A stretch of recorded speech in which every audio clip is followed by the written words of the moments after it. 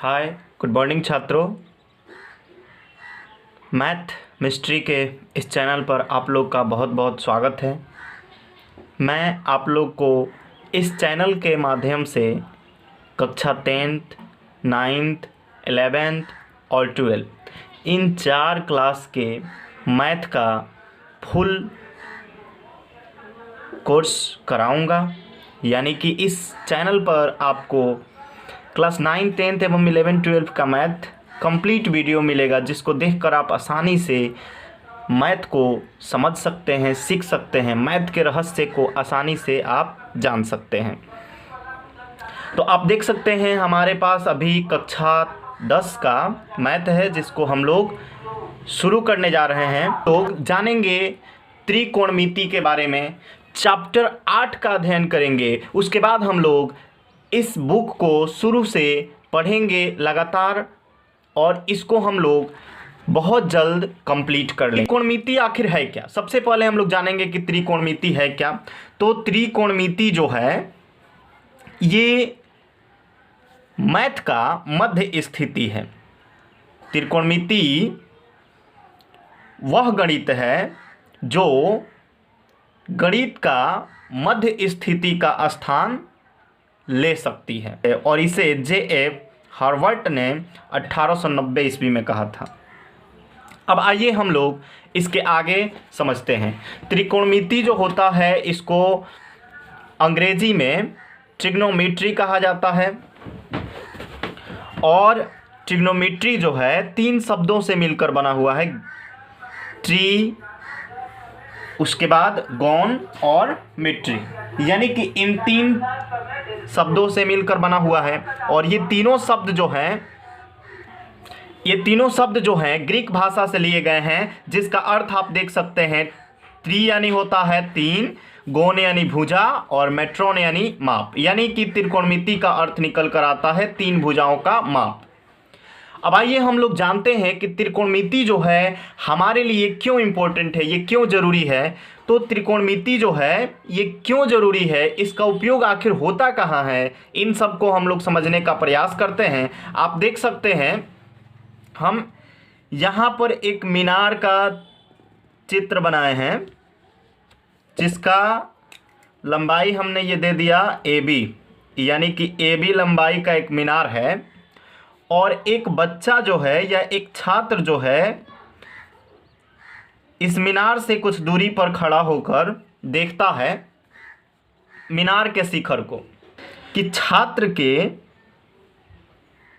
आँख से एक कोण का निर्माण हो रहा है, जिसको हम लोग समकोण त्रिभुज कहते हैं। अब ये समकोण क्यों है? क्योंकि इसका एक भुजा 90 डिग्री का है। अब देख सकते हैं ये 90 डिग्री का है।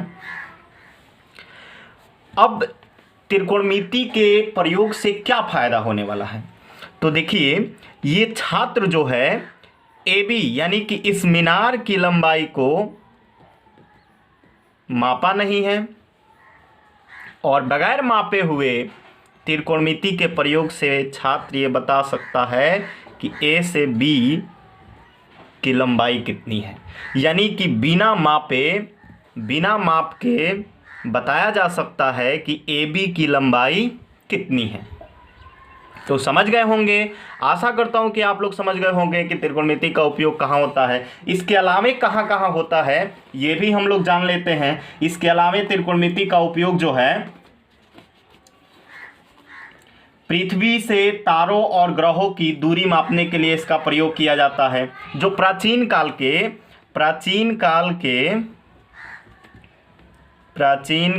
के जो खगोलविद थे,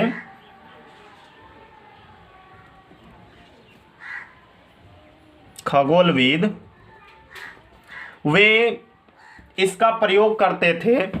त्रिकोणमिति का प्रयोग करके क्या चीज़ ज्ञात करते थे? तो पृथ्वी से तारों के बीच की दूरी, उसके अलावे ये नोट करने वाली बात है, नोट कर लीजिएगा इसको आप लोग। पृथ्वी से ग्रहों की दूरी को भी त्रिकोणमिति की सहायता से ज्ञात करते थे। आज के समय में इसका क्या उपयोग है? तो आज के समय त्रिकोणमिति जो है इंजीनियरिंग में प्रयुक्त होता है। आज त्रिकोणमिति का उपयोग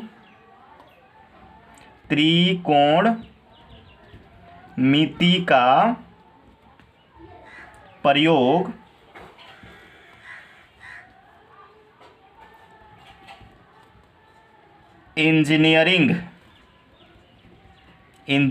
में होता है, यानी कि इंजीनियर लोग इसका प्रयोग करते हैं। इसके अलावा कहाँ होता है? तो इसका उपयोग नोट देकर लिख लीजिए। इसका उपयोग भौतिक विज्ञान में भी होता है। तो अब समझ गए होंगे आप कि इसका उपयोग कहाँ कहाँ होता है।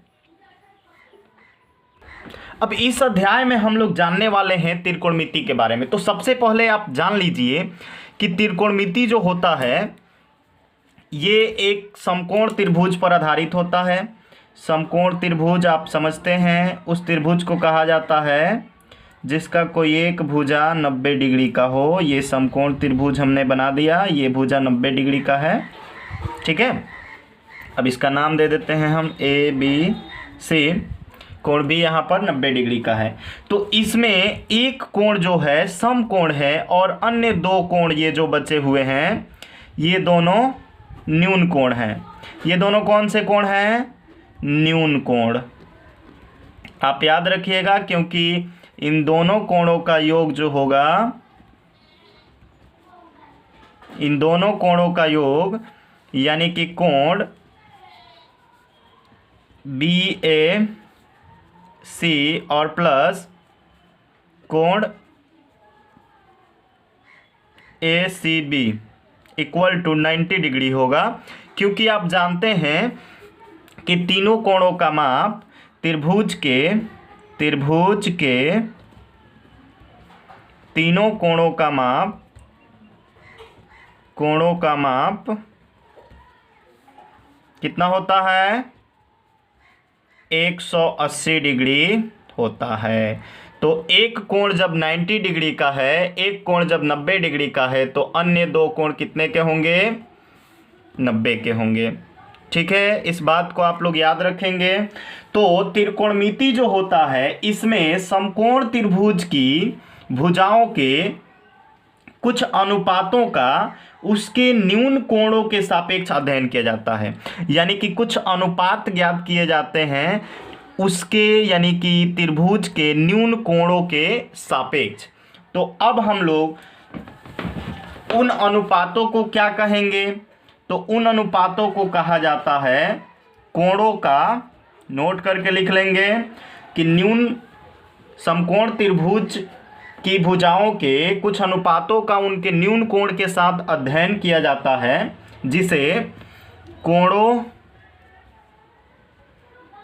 जिसे हम लोग कोणों के त्रिकोणमितीय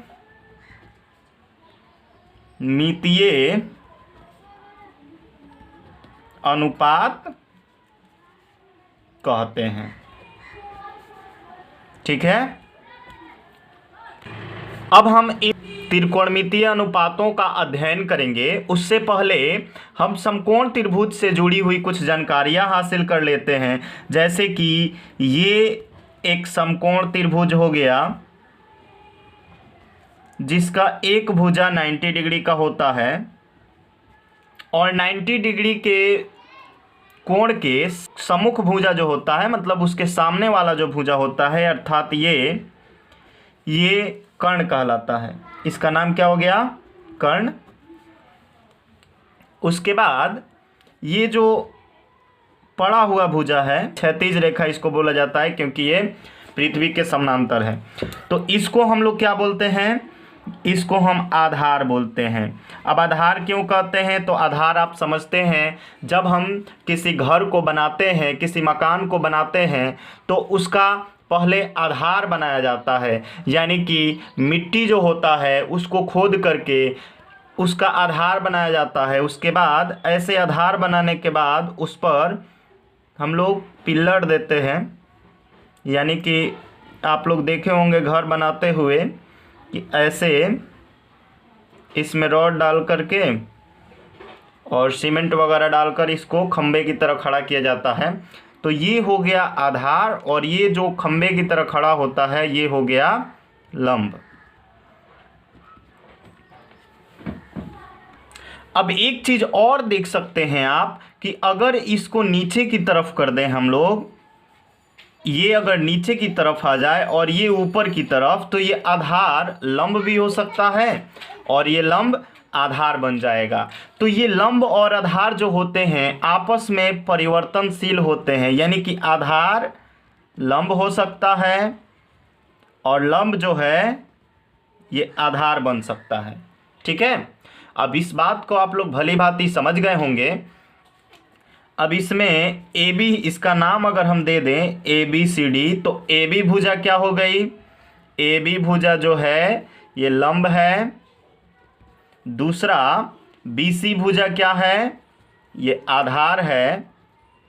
और तीसरा ये जो ए सी भुजा है ये क्या है, ये कर्ण है। इन तीनों भुजाओं में एक संबंध होता है जिसको पाइथागोरस परिमेय के नाम से जाना जाता है। ये संबंध होता है कर्ण का स्क्वायर इक्वल टू लंब का स्क्वायर प्लस आधार स्क्वायर, यानी कि ये संबंध होता है कर्ण स्क्वायर इक्वल टू लंब स्क्वायर प्लस आधार स्क्वायर। इसको क्या कहा जाता है, पाइथागोरस परिमेय। पाइथागोरस परिमेय के अनुसार ये होता है कर्ण स्क्वायर इक्वल टू लंब स्क्वायर प्लस आधार स्क्वायर। इसको हम लोग ऐसे भी लिख सकते हैं, कर्ण कौन है, ए सी, तो ए सी का स्क्वायर इक्वल टू लंब स्क्वायर यानी ए बी का square plus B C square. तो इतना आप समझ गए हैं। अब इसके आगे अनुपात का अध्ययन करेंगे। अब ये त्रिकोणमितीय अनुपात जो होती है ये भुजाओं की अनुपात होती है, जिसको हम लोग sine cos tan cot sec cosec के नाम से जानते हैं। तो अब हम लोग जानने वाले हैं कि ये साइन कॉस टेन का अनुपात कैसे ज्ञात किया जाता है। हमने एक त्रिभुज लिया, ये त्रिभुज हो गया एक समकोण त्रिभुज, इसका हम नाम दे दिए ए बी सी। अब एक चीज़ आप लोग को ध्यान में रखना है कि जिस कोण की बात की जाए उसके सामने वाला भुजा जो होता है वो लंब होता है। अब देखिए ध्यान से इसको देखिए, ये इसके सामने वाला भुजा हो गया। तो कोण ए के लिए लंब कौन होगा, तो कोण ए के लिए लंब हो गया बी सी। कोण ए के सापेक्ष लंब हो गया कौन, तो यहाँ पर देख सकते हैं कोण ए के सापेक्ष लंब हो गया ये वाला भुजा बी सी। अब इसी चीज को सी के सापेक्ष, तो कोण सी के सापेक्ष लंब कौन हो जाएगा, लंब हो गया हमारा ए बी। तो आधार जो होता है वो दूसरा भुजा हो जाएगा। अब सी के सापेक्ष ए बी लंब हो गया तो ये आधार हो गया, कोण ए के सापेक्ष ये लंब हो गया तो ये आधार हो गया। और कर्ण जो होता है ये कभी बदलता नहीं है, हमेशा ये समान ही रहता है। और कर्ण की पहचान है कि कर्ण जो है ये त्रिभुज की सबसे बड़ी सबसे लंबी भुजा होती है। तो आप लोग कर्ण को देखकर आसानी से पहचान सकते हैं। अब हम इनका अनुपात जल्दी से देख लेते हैं। साइन का अनुपात होता है, यानी कि साइन ए के सापेक्ष अगर निकालें तो साइन ए को कैसे परिभाषित किया जाता है, तो लंब बटा कर्ण, यानी कि लंब बटा कर्ण के अनुपात को क्या कहा जाता है, साइन कहा जाता है। और किसके सापेक्ष, कोण ए के सापेक्ष। साइन ए इक्वल टू लंब बटा कर्ण हो गया। वहीं अगर हम साइन सी के सापेक्ष देखें, कोण सी के सापेक्ष, तो लंब कौन सा है, लंब ये हो जाएगा। तो इसका भी अनुपात तो वही होगा, लेकिन त्रिभुज में उसका मान अलग हो जाएगा। साइन ए लंब बटा कर्ण, साइन सी लंब बटा कर्ण, तो फिर अंतर क्या है इन दोनों में भाई, तो इन दोनों में अंतर देखिए। यहां पर लंब साइन ए के लिए लंब कौन हो गया बच्चा, साइन ए के लिए लंब हो गया ये, यानी कि BC। और कर्ण कौन हो गया, तो कर्ण बदलता नहीं है, AC। अब देखिए आगे, साइन सी के लिए लंब कौन हो गया, AB। आप साइन सी कोण यहाँ पर है तो लंब ये उसके सम्मुख भुजा होगा, सामने वाला भुजा होगा AB, तो ये हो गया AB।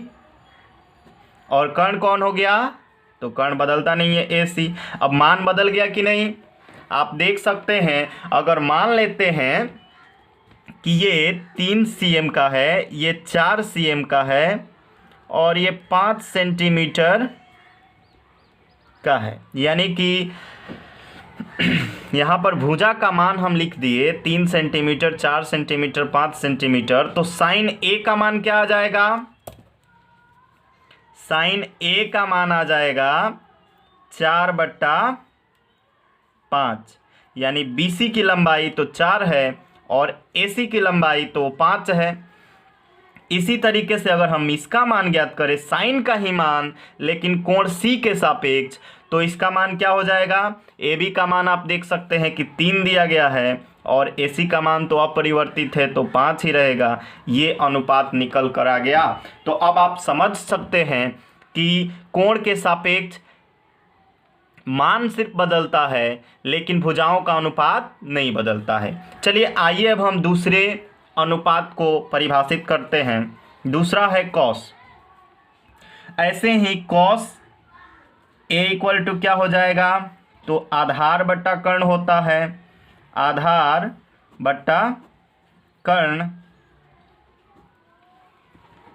तो कॉस सी बराबर क्या हो जाएगा, कॉस सी इक्वल टू हो जाएगा आधार बट्टा कर्ण ही। अंतर क्या होगा जी, तो अंतर आधार दोनों का चेंज हो जाएगा। कॉस ए का आधार क्या होगा, तो ए के लिए आधार कौन है, ए के लिए लंब ये है तो आधार ये हो जाएगा, यानी कि AB इस बार आधार हो गया। और कर्ण क्या है, AC। कोण C के लिए देखिए, कोण C के सापेक्ष लंब कौन होगा, तो कोण C के सापेक्ष लंब जो है AB है और आधार हो जाएगा BC, तो यहाँ पर BC बटा AC हो जाएगा। इसी प्रकार से टेन कॉट सेक कॉसेक का भी हम लोग ज्ञात कर सकते हैं। इसी प्रकार से टेन ए का क्या हो जाएगा, तो टेन ए का अनुपात होता है लंब बटा आधार। तो यहाँ पर लंब कौन हो जाएगा, लंब हो गया BC और आधार क्या हो जाएगा AB। इसी तरीके से टेन C ज्ञात करना है तो क्या हो जाएगा, बस सूत्र तो वही रहेगा, अनुपात जो है भुजाओं का वही सेम रहेगा, लंब बटा आधार। लेकिन कोण C के अनुसार लंब कौन हो जाएगा, AB और आधार कौन हो जाएगा, BC। अब आप इसको अच्छे से समझ चुके होंगे। आप मान ज्ञात करके, सबका मान ज्ञात करके कमेंट में लिखिए ज़रूर। कमेंट में सबका मान लिखिए कि किसका क्या होगा, कॉस ए का मान कितना होगा, कॉस सी का मान कितना होगा, टेन ए का मान कितना होगा, टेन सी का मान कितना होगा। और आप वीडियो को फुल देखिए, बिना स्किप किए हुए देखिए, आप त्रिकोणमिति को बिल्कुल सरल तरीके से समझ जाएंगे। अब आइए हम आगे देखते हैं। ये तीन जब हम ज्ञात कर लिए, साइन कॉस 10। तो अब 3 को हम लोग याद रखेंगे हमेशा कि साइन का अनुपात क्या होता है, लंब बटा कर्ण, कॉस का अनुपात क्या होता है, आधार बटा कर्ण, और 10 का अनुपात क्या होता है, तो लंब बटा आधार। अब बाकी 3 जो बचे हुए हैं कॉस, बाकी 3 जो यहाँ पर दिख रहे हैं कॉस सेक कॉसेक, ये अब आसानी से निकल जाएंगे। देखिए साइन का संबंध जो होता है वो किससे है, तो कॉसेक से है, कॉसेक ए से, ठीक है। कॉस का संबंध किससे है, तो कॉस ए का संबंध होगा सेक ए से। अब ऐसे ही सी का संबंध होगा तो साइन सी का संबंध कॉसेक सी से, कॉस सी का संबंध सेक सी से, और टेन ए का संबंध किससे है, तो कॉट ए से। अब साइन जो होता है वो किसके व्युत्क्रम के बराबर होता है, कॉसेक के, कॉस किसके व्युत्क्रम के बराबर होता है, सेक के, टेन किसके व्युत्क्रम के बराबर होता है, तो कॉट के। ये सूत्र हैं, इसको आप लोग याद रखेंगे। अब इस सूत्र के अनुसार सिर्फ आपको उल्टा कर देना है, बस कॉसेक का मान निकल कर आ जाएगा। इसको याद करने की आवश्यकता नहीं, केवल साइन का याद रखिए, कॉसेक का अपने आप पता चल जाएगा। अब कैसे, तो आप देख सकते हैं कि कॉसेक ए बराबर क्या होगा, तो कॉसेक ए बराबर साइन का उल्टा हो जाएगा, यानी कि सिर्फ मान को आपको बदल देना है। कॉसेक ए बराबर कर्ण ऊपर चला जाएगा और लंब नीचे चला आएगा, ये हो गया कॉसेक का मान। अब आप इसमें देख सकते हैं कर्ण हो गया ए सी और बट्टा लंब कौन है, बी सी। आप देख सकते हैं यहाँ पर बी सी बट्टा ए बी था, लेकिन यहाँ पर ए सी बट्टा बी सी हो गया, उलट गया मान, सिर्फ उल्टा हो गया है। अब यहाँ पर कॉसेक का मान क्या आ जाएगा, 5/4। तो इसको आप समझ रहे हैं अच्छे से। अब ऐसे ही सेक का भी उल्टा हो जाता है, टेन का भी उल्टा हो जाता है, तो कॉट का मान आसानी से प्राप्त हो जाता है। अगर हमें कॉसेक सी का मान प्राप्त करना है, अब कॉसेक सी का मान प्राप्त करना है तो क्या हो जाएगा, सूत्र सेम रहेगा, कर्ण बटा लंब। यहाँ पर सिर्फ सी के अनुसार इसका मान चेंज हो जाएगा, तो कॉसेक सी के अनुसार कर्ण लंब कौन होगा, ए बी, और कर्ण तो सेम रहेगा, तो ए सी बट्टा यहाँ पर क्या हो जाएगा, ए बी, जिससे मान में परिवर्तन आ जाएगा। आप देखिए कॉसेक ए का मान 5/4 निकाले हैं, लेकिन कॉसेक सी का मान क्या हो जाएगा, तो कॉसेक सी का मान हो जाएगा 5 और ए बी का मान है 3, यानी कि 5/3। अब इसी तरीके से आप कॉस का भी मान ज्ञात कर सकते हैं। कॉस ए बराबर हो जाएगा कर्ण बट्टा आधार, कॉस सी बराबर क्या हो जाएगा, सेम सूत्र रहेगा, कर्ण बट्टा आधार। चेंजिंग क्या होगा, मान में सिर्फ फर्क पड़ेगा। यहाँ पर सूत्र हो गया ए बी, ए सी बट्टा आधार कौन सा है, कोण ए के लिए तो आधार है ए बी, और कोण सी के लिए आधार कौन है, तो बी सी, तो ए सी बट्टा बी सी हम लिख लेंगे। इसी प्रकार से टेन के लिए भी, कॉट के लिए भी यही सूत्र प्रयुक्त होगा। कॉट ए बराबर क्या हो जाएगा, तो टेन ए का उल्टा हो जाएगा, लंब बट्टा आधार है यहाँ पर देख सकते हैं, तो कॉट ए बराबर क्या हो जाएगा, इसका उल्टा, यानी कि आधार बट्टा लंब। कॉट सी के लिए क्या हो जाएगा, तो सेम सूत्र रहेगा, आधार बट्टा लंब। अंतर कहाँ पर आएगा, सिर्फ मान में फर्क पड़ेगा। आधार यहाँ पर क्या है, कॉट ए के लिए, यानी कि ए के लिए आधार क्या है, कोण ए के लिए आधार देखिए ए बी है, तो हमने ए बी का मान लिख दिया, और लंब कौन सा है, बी सी, तो हम यहाँ पर बी सी लिख देंगे। देखिए इसके उल्टा हो गया होगा, कॉट टेन ए बराबर क्या है, बी सी बट्टा ए बी, तो ए बी ऊपर आ गया, बी सी नीचे चला गया, बस इतना परिवर्तन हुआ। सी के लिए बस थोड़ा सा यही परिवर्तन होगा, नीचे वाला ऊपर हो जाएगा और ऊपर वाला नीचे आ जाएगा। यानी कि कॉट सी के अनुसार आधार कौन सा हो जाएगा, बी सी, और लंब कौन सा हो जाएगा, ए बी। तो अब इन संबंधों को आप ध्यानपूर्वक समझ गए होंगे। अब आखिर ये परिवर्तन हुआ कैसे? अगर किसी ने आपसे पूछा कि साइन ए बराबर लंब बटा कर्ण होता है, तो कौसेक ए बराबर कर्ण बटा लंब क्यों हुआ?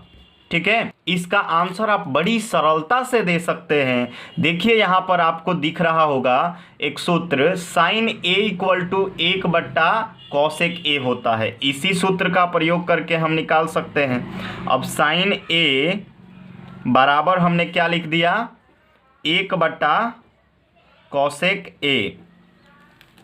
तो कौसेक ए बराबर क्या हो जाएगा, इसको थोड़ा सा हम आगे बढ़ाते हैं।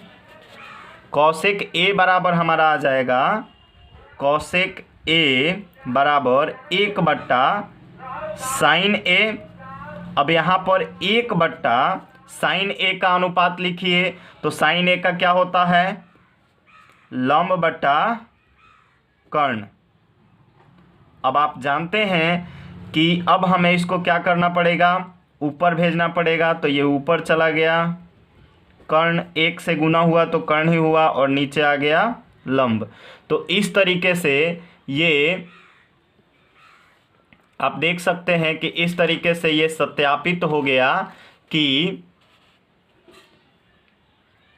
कौशिक जो होता है साइन के उल्टा क्यों होता है। आशा करता हूं कि वीडियो आपको अच्छा लगा होगा। अगर आप इतना समझ गए हैं तो अगली वीडियो में हम बहुत ही आसानी से त्रिकोणमिति को समझेंगे और त्रिकोणमिति के सारे क्वेश्चन का हल करेंगे। तो आज के लिए इतना ही, फिर अगली वीडियो में हम लोग मिलते हैं। 8.1 का हल करेंगे हम लोग बड़ी सरलता से, और हम कोशिश करेंगे कि सारे क्वेश्चंस का आंसर आप आसानी से खुद से बना सकें। तो आप मेरे चैनल मैथ मिस्ट्री को सब्सक्राइब अवश्य करें। वीडियो अच्छा लगा है तो लाइक और शेयर करना न भूलें।